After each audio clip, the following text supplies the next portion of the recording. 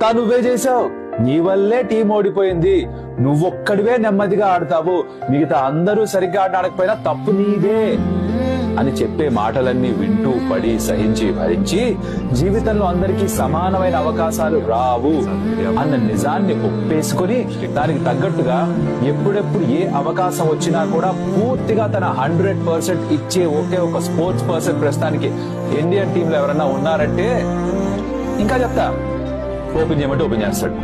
Middle order ఆడమంటే middle order ఆడతాడు, keeping కూడా చేయాలంటే కీపింగ్ కూడా చేస్తాడు, T20 ఫార్మాట్ లో నీకు స్థానం లేదు అంటే సరే అని పక్కకి తప్పుకుంటాడు, టెస్ట్ మ్యాచెస్ నుంచి డ్రాప్ అయిన మనిషి తిరిగి వెనక్కి వస్తాడు, కెప్టెన్ లేడంటే ఓపెన్ చేస్తాడు, కెప్టెన్ వెనక్కి వస్తే మళ్ళీ మిడిల్ ఆర్డర్ లో పంపిస్తే అక్కడ ఆడతాడు. తన దగ్గర చాయిస్ లేదు కదా, ఏం చేయమంటే ఇచ్చాడు, ఎందుకంటే టీమ్ లో ఎంతకాలం ఆడతాడో తెలియదు, ఒక కన్సిస్టెంట్ గా మ్యాచ్ ఆడతాను కాన్ఫిడెన్స్ ఇవ్వరు, అయినా కూడా వచ్చిన ప్రతి అవకాశాన్ని ఉపయోగించుకునే ప్రయత్నం చేస్తాడు. సరే ఫ్రస్ట్రేషన్ లో ఎమోషన్ లో కాస్త ఒక సెలబ్రేషన్ చేస్తే దానికి కూడా హేట్రెడే. ఇంత హేట్రెడ్ మధ్యలో కూడా ఒక క్లాస్ మెయింటైన్ చేయాలంటే ఆ మనిషి పేరు కేఎల్ రాహుల్ అయి ఉండాలి.